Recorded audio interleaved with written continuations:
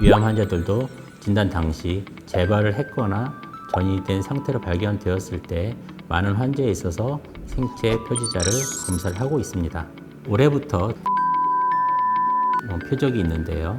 이것은 아마 가을쯤에 이제 허가가 돼서 사용할 수 있는 그런 약제가 도입이 되면 위암 환자에 있어서도 많이 체크를 하게 될 것 같습니다.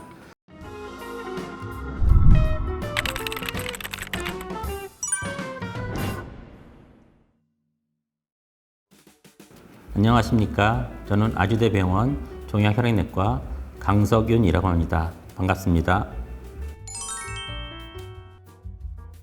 네, 위암뿐만이 아니라 지금 많은 암종에서 여러 가지 표적 치료제라든지 최근에 많이 사용되는 면역 항암제를 이용하기 위해서는 진단 당시부터 이런 생체 표지자를 확인하는 과정을 거치게 됩니다. 위암에서도 현재까지 많은 그런 표적 치료제들과 면역 항암제들이 좋은 결과를 보이고 있어서 이런 것들을 임상에서 충분히 적용을 할 수가 있게 되었고요. 이에 위암 환자들도 진단 당시 혹은 재발을 했거나 전이 된 상태로 발견되었을 때 많은 환자에 있어서 생체 표지자를 검사를 하고 있습니다. 가장 먼저 체크를 하는 것이 HER2라는 것입니다. HER2는 자기 갖고 있는 세포라든지 암세포 표면에 항상 있는 거지만 많은 분할을 일으킬 때는 정상보다 20배, 30배 많이 과발현되는 경우가 있거든요. 그래서 위암에서도 이런 HER2가 과발현됐는지를 체크를 하게 됩니다. 두 번째로 많이 쓰는 것은 MSI라는 것이 있는데요. 이런 것들이 안정한지 또는 그런 MSI가 불안정해서 많은 것들이 높다든지 이렇게 구분을 하고 있고요. 세 번째는 면역 항암제를 쓰기 위한 PDL1이라는 것을 사용하게 됩니다. 그래서 PDL1이 과연 이 암세포나 주변의 면역세포에서 얼마나 발현이 되는지 평가를 하게 됩니다. 그리고 올해부터 엔트렉이라는 또 표적이 있는데요. 그런 엔트렉 퓨전이 있는지 융합이 있는지 없는지를 평가를 하게 되는데요. 이것은 아마 가을쯤에 이제 허가가 돼서 사용할 수 있는 그런 약제가 도입이 되면 위암 환자에 있어서도 많이 체크를 하게 될 것 같습니다. 요 네 가지가 지금 현재까지 치료제에 이용할 수 있는 그런 생체 표지자가 되겠고요. 사실 위암에서는 요 네 가지 표적을 체크하는 것이 가장 표준인 것 같습니다.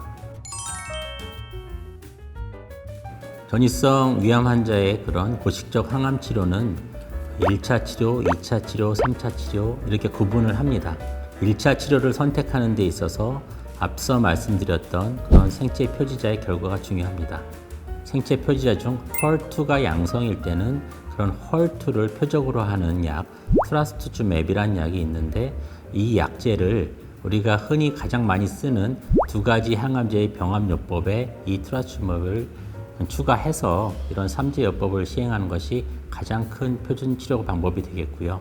생체 표지자가 음성, HER2가 음성일 경우에는 두 가지 약제나 세 가지 약제를 병합하는 항암 화학요법을 시행하게 됩니다.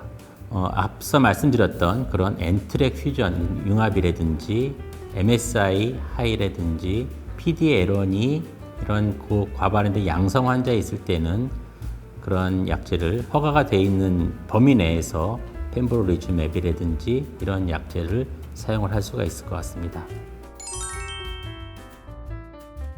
1차 치료에 실패를 하거나 1차 치료 시행 후에 병이 진행되는 것을 확인했을 때는 우리가 2차 치료를 진행하게 되는데요. 2차 치료도 마찬가지입니다. 1차 치료에 사용하지 않았던 약제를 시행을 하게 되는데 가장 표준으로 많이 쓰는 약제는 VEGFR2를 억제시키는 그런 표적 치료제가 되겠는데요. 이런 약제에 그리고 파클리탁셀이라고 하는 항암제를 병합하는 요법이 가장 표준 요법이 되겠고요. 그 이외에 다른 항암제들을 단독으로 쓰는 것을 시행할 수가 있겠습니다. 이러한 2차 치료에도 불구하고 병이 진행되었을 때를 이제 3차 요법 또한 4차 요법으로 계속 넘어가게 되는데 그런 3차 요법에 사용하는 여러 가지 항암제들 특히 경구용 항암제인 타스201이라는 경구용 항암제도 있고요. 여러 가지 그런 약제들을 허가 범위 내에서 사용을 할 수 있을 것 같습니다. 앞서 말씀드렸던 면역 항암제들은 2차 요법 이상으로 나왔을 때 우리가 PDL1이 양성으로 나온 환자들에 있어서는 허가 범위 내에서 그런 면역 항암제들을 쓸 수가 있을 것 같습니다. 제가 환자분한테 부탁드리고 싶은 마지막 말씀은 앞서 말씀드린 것처럼 전이성으로 발견이 된다고 하더라도 포기하지 말고 끝까지 치료를 열심히 해달라는 것 첫 번째 부탁이고요.